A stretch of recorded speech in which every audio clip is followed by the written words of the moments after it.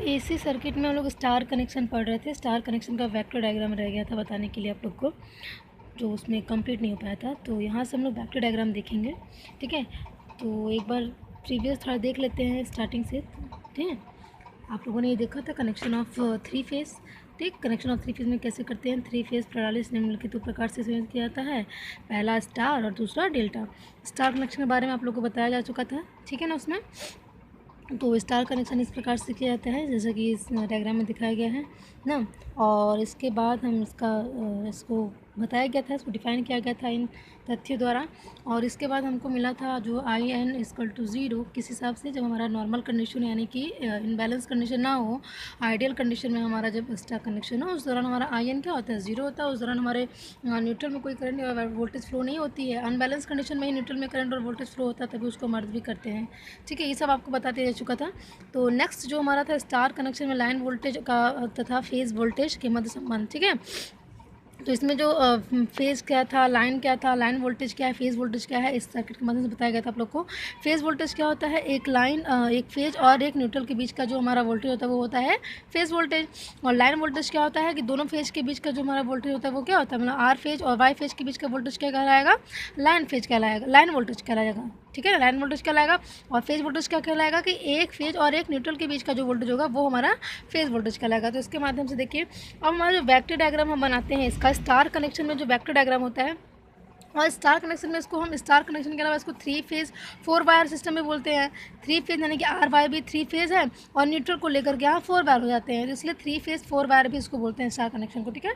तो यहाँ से हम वेक्टर डायग्राम इसका देखेंगे स्टार कनेक्शन का। तो सबसे पहले वेक्टर डायग्राम बनाने के लिए हम क्या करते हैं कि 120 डिग्री पर एक वी आर, ये जो है, ठीक है, आर फेज जो हमारा ये है वी आर एक आर फेज, और 120 डिग्री पे आर फेज, 120 इससे 120 डिग्री पे वाई फेज को बनाएंगे, ठीक है।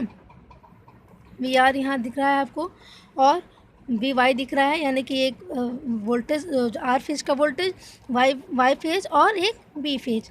ये देखिए आर वाई वाई और B, R Y B 3 phase पहले हम बनाएंगे, ठीक है। तीनों फेज बनाने के बाद क्या करेंगे, देखो अलग अलग कलर से इसको दिखाया गया है। रेड कलर से हम इसको दिखाने की कोशिश की आप लोग को ताकि समझ में आ जाए। वेक्टर में जो वी आर है यानी कि आर फेज के लिए, वाई फेज के लिए और बी फेज के लिए, इन तीनों वेक्टर को क्या करेंगे 120 डिग्री पे बनाएंगे, ठीक है। इसके बाद क्या करते हैं, वी आर के अपोजिट एक हम वी आर बनाएंगे ना निगेटिव। जब हम वी आर 120 डिग्री पे एक वी आर के सामने एक और हम वेक्टर बनाएंगे, वो होगा माइनस वी आर। इसी प्रकार से माइनस वी बी बनेगा, वी बी के जस्ट अपोजिट हम एक वेक्टर ड्रॉ करेंगे तो वी बी के जस्ट सामने उसी एंगल पे, तो वी बी क्या होगा, माइनस वी बी हो जाएगा यहाँ पे। इसी प्रकार से वी वाई क्या हो जाएगा, इधर बनाएंगे तो माइनस वी वाई हो जाएगा, ठीक है। तो इस प्रकार समझ में आप लोग को वी आर वी वाई और पॉजिटिव वी बी और minus V B minus V R और माइनस वी वाई कैसे बना, ठीक है। इसके बाद क्या करते हैं, जो हमारा ये दोनों रिजल्टेंट मिलता है वी और वी वाई, इनको हम एक डॉटेड लाइन दिखा करके एक रिजल्टेंट प्राप्त कर लेते हैं, ये ठीक है। जो बीच में हमारा गया है आई आर, इसको बोलेंगे वी आर वाई। ये जो हमारा गया है ये लाइन, ये बीच में जो वेक्टर गया है ये क्या है, वी आर वाई, यानी आर और वाई का ये क्या है, बीच का वेक्टर है।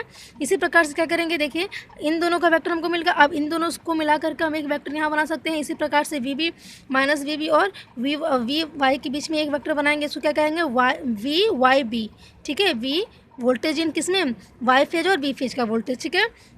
यहाँ ये रिजल्टेंट हमको मिल गया यहाँ पे वी वाई बी, और इसी प्रकार से एक रिजल्टेंट हमको मिल जाएगा ये, ठीक है, वी बी आर। और यहाँ पे फाई एंगल पे हमने यहाँ आई आर दिखाए हैं, ठीक है। फाई एंगल पे आई आर दिखाया गया है। इस सर्किट में देखिए जो हमारा आई आर है, आई वाई है और आई बी है, तो इसमें जो हमारा आई आर आई वाई और आई बी है, देखिए इस सर्किट में आर फेज में क्या है, आई आर है, आई बी है और आई वाई है, ठीक है। तो ये हमारा क्या होते हैं 5 फेज पे हम इसको दिखाए हैं। यहाँ 5 फेज पे आई आर होगा, आई बी होगा और आई वाई होगा।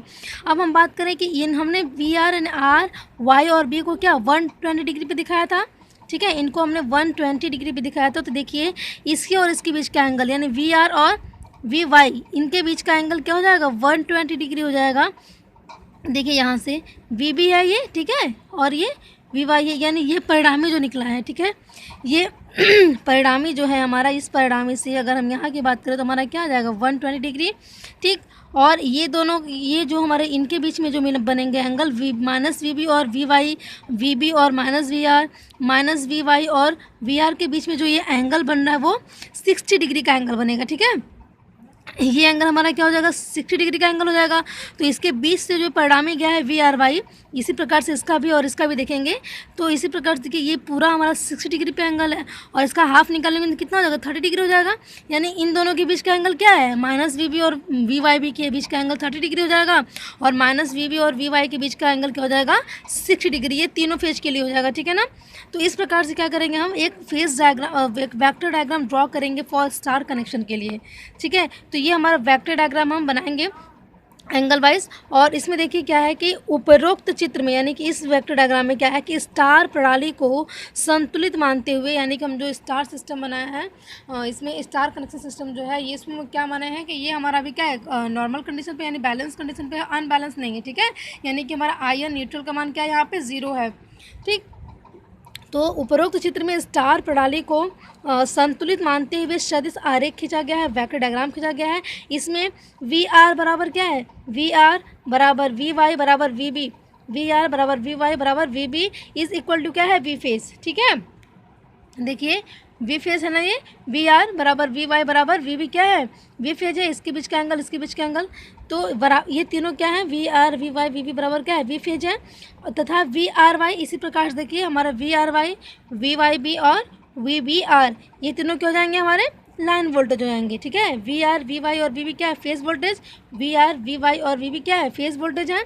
देखिए वी आर वी बी और वी वाई के बीच में ये है, न्यूट्रल के साथ अगर जोड़ेंगे तो फेज वोल्टेज कहलाएगा। और यहाँ पे वी आर वाई बराबर वी वाई बी बराबर वी बी आर, ठीक है।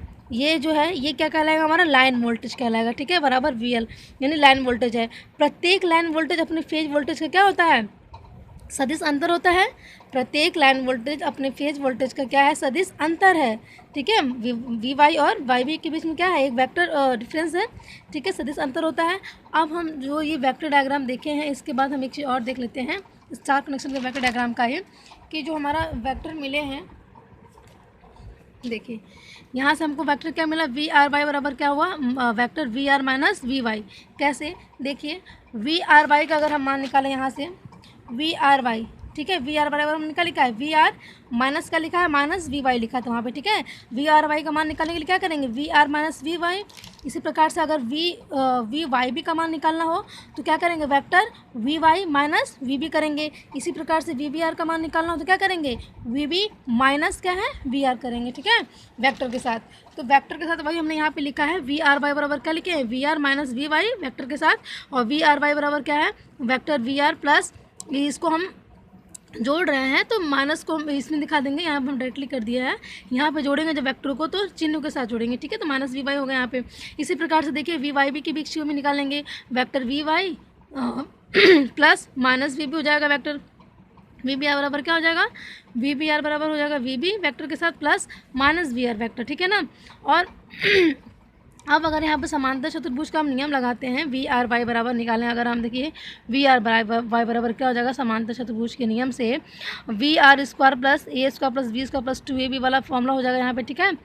लेकिन समांतर चतुर्भुज के नियम से इसको लगाएंगे, ठीक है ना। तो समांतर चतुर्भुज के नियम से यहाँ पे हो जाएगा वी आर वाई, यानी कि ये V R Y equal to vector में है तो इसको V R square plus V Y square हो जाएगा, ठीक है। एक बार V R square plus V Y square plus 2 V R V Y cos 60 degree. क्यों कॉस 60 डिग्री हम लिए हैं, देखो वी आर वाई निकाल रहे हैं ना, वी आर वाई ये है वी आर वाई इनके बीच का जो हमारा डिग्री है वो कितना है, 60 डिग्री पे है, इसका एंगल कितना है 60 डिग्री है, इसलिए हमने यहाँ पे जो 60 डिग्री यहाँ पे लिए हैं, कॉस 60 डिग्री लिए हैं इसके हिसाब से, ठीक है ना। वी आर वाई के बीच का जो एंगल है वो क्या है 60 डिग्री है, तो 2 V R V Y cos 60 degree हो गया। अब यहाँ से देखिए वी आर बराबर क्या हो जाएगा, इसी प्रकार से हम वी आर वाई का हो गया, वी वाई बी का निकालेंगे, वी आर का भी निकालेंगे। जब हमारा ये वी आर बराबर इतना आया तो वी आर बराबर क्या है, वी वाई बराबर वी फेज है तथा वी आर वाई बराबर क्या है, लाइन वोल्टेज है, जैसा कि हम लोग पहले देखे थे उस वेक्टर डायग्राम के द्वारा। तो यहाँ से हम लाइन वोल्टेज अगर वी एल का मान निकालें तो हर वी आर की जगह हम वी पी एच लिख सकते हैं, ठीक है। वी आर की जगह क्या लिखेंगे, वी पी एच, यहाँ वी वाई की जगह वी पी एच, ठीक है। देखो वी आर वी वाई क्या बराबर है वी पी एच के, इसलिए हमने यहाँ पे क्या लिख दिया, इन दोनों की जगह पे वी पी एच लिख दिए, ठीक है। Plus 2 V P H into 1/2 हो जाएगा, कॉस 60 डिग्री का मान क्या होता है, हाफ होता है 1/2 होता है, तो 1/2 यहाँ पर हमने लिख दिया। अब यहाँ इसको सॉल्व अगर करें हैं तो अंडर रूट क्या हो जाएगा 3 VPH, एक VPH, दो VPH, 3 हो गया, ठीक है ना, टू यहाँ कट जाएगा तो VPH 3 VPH square, 3 VPH square यहाँ हो गया, यानी कि लाइन वोल्टेज हमको क्या मिला, √3 VPH। लाइन वोल्टेज क्या होता है, फेज वोल्टेज का 3 गुना होता है। इन स्टार कनेक्शन में जो हमारा फेज वोल्टेज होता है, सॉरी लाइन वोल्टेज जो होता है वो √3 गुना होता है फेज वोल्टेज का, ठीक है ना। ये चीज़ बहुत इंपॉर्टेंट, इसको ध्यान रखिएगा। पूछता है कि हमारा जो लाइन स्टार कनेक्शन में लाइन वोल्टेज क्या कमान कितना होता है, तो हम लिखेंगे कि स्टार कनेक्शन में जो हमारा लाइन वोल्टेज होता है वो फेज वोल्टेज का 3 गुना होता है, यानी कि VL इज इक्वल टू क्या होता है, √3 VPH। अतः स्टार कनेक्शन में लाइन वोल्टेज फेज वोल्टेज का √3 गुना ज़्यादा होता है, ठीक है। तो ये तो हमारा इस प्रकार से हम क्या किए हैं, वेक्टर डायग्राम के द्वारा हमने जो हमारा VL है, VL का मान हम निकाला है यहाँ से, ठीक है ना, इस प्रोसेस द्वारा हमने VL का मान निकाला। अब स्टार कनेक्शन में लाइन करंट, ठीक है, और फेज करंट में संबंध। अभी हमने किसके बीच में रिलेशन पढ़ा था, अभी हमने पढ़ा था कि स्टार कनेक्शन में लाइन वोल्टेज और फेज वोल्टेज में। अब हम पढ़ेंगे लाइन करंट और फेज करंट के बीच में, ठीक है ना। हमने लाइन वोल्टेज और फेज वोल्टेज की बात की थी, इसके अभी हमने जो वेक्टर डायग्राम देखा था, इसी वेक्टर डायग्राम से हम लोग देखेंगे। अभी जो हमने पहले बात की थी वो क्या की थी, VL और VPH के बीच के, VL और VPH की बात की थी। अब हम लोग करेंगे VI और फेज करंट और लाइन करंट के बारे में बात, ठीक है ना। लाइन करंट और फेज करंट क्या होता है उसको देख लेते हैं। तो लाइन करंट और फेज करंट के लिए देखिए कि स्टार कनेक्शन में प्रत्येक फेज क्या होते हैं, अपने लाइन के साथ श्रेणी क्रम में जुड़ा होता है, ठीक है। स्टार कनेक्शन में प्रत्येक फेज अपने लाइन के श्रेणी क्रम में जुड़ा होता है, इसलिए इस कनेक्शन में लाइन करंट तथा फेज करंट एक दूसरे के बराबर होते हैं। अतः IL बराबर IPH। क्या बोल रहे हैं कि स्टार कनेक्शन में प्रत्येक फेज अपने लाइन के साथ श्रेणी क्रम में जुड़ा होता है, अपने लाइन के साथ क्या है, श्रेणी क्रम में जुड़ा होता है। देखिए ये तीनों क्या है, श्रेणी क्रम में जुड़े हुए हैं, ठीक है ना। फेज, देखिए ये फेज क्या है, इसके श्रेणी क्रम में है, इसके बीच में फेज बनेगा, श्रेणी क्रम है, इसके बीच में फेज बनेगा। तो फेज बनेगा किसके किसके बनेगा, एक फेज और न्यूट्रल के बीच में हमारा क्या होता है, फेज वोल्टेज बनता है। तो वही जो हमारा फेज बनेगा, यहाँ पे फेज जो है लाइन के बराबर है यहाँ पे, ठीक है ना। ये तो यही इसमें बताया गया कि स्टार कनेक्शन में प्रत्येक फेज क्या होता है, अपने लाइन के साथ श्रेणी क्रम में जुड़ा होता है, इसलिए इस कनेक्शन में लाइन करेंट तथा फेज करेंट एक दूसरे के बराबर होते हैं। हम कह सकते हैं कि IL is equal to IPH। Line current हमारा क्या होता है, फेज करंट के बराबर होता है। तो यहाँ से IL बराबर IPH मिला इन स्टार कनेक्शन, ठीक है। स्टार कनेक्शन हमारा जो लाइन करंट होता है वो फेज करंट के बराबर होता है, और लाइन वोल्टेज क्या होता है, फेज वोल्टेज का 3 गुना ज़्यादा होता है। अब हम पावर की बात करें, पावर इन स्टार कनेक्शन में पावर जो होता है स्टार कनेक्शन में क्या होता है, चूँकि इसमें 3 फेज संयोजित होते हैं, ठीक है, इसलिए 3 फेज की शक्ति क्या होती है, P इक्वल टू होती है 3 इंटू फेज पावर, ठीक है। P इक्वल टू क्या हो जाएगा, फेज पावर क्या होता है 3 VI VPH और IPH cos 5 हो जाएगा यहाँ पे, ठीक है। फेज पावर की बात हो रही है, फेज पावर को हम रखेंगे यहाँ पे 3 VPH इंटू IPH, यानी कि फेज वोल्टेज और phase current into cos 5। VPH क्या है, फेज वोल्टेज है, और यहाँ पे P बराबर क्या हो जाएगा 3 इंटू VPH हमारा क्या है, VPH हमारा है VL अपॉन √3। यहाँ से हम VPH का मान निकालेंगे, VPH बराबर क्या हो जाएगा, VL अपॉन √3 हो जाएगा। तो P बराबर हम क्या लिखें, VPH का मान VL बाई √3 इंटू IPH बराबर क्या है, IPH बराबर हमको IL मिला है, तो इसलिए हम IPH इक्वल टू क्या लिख दिए, यहाँ पे IL लिख दिए cos 5।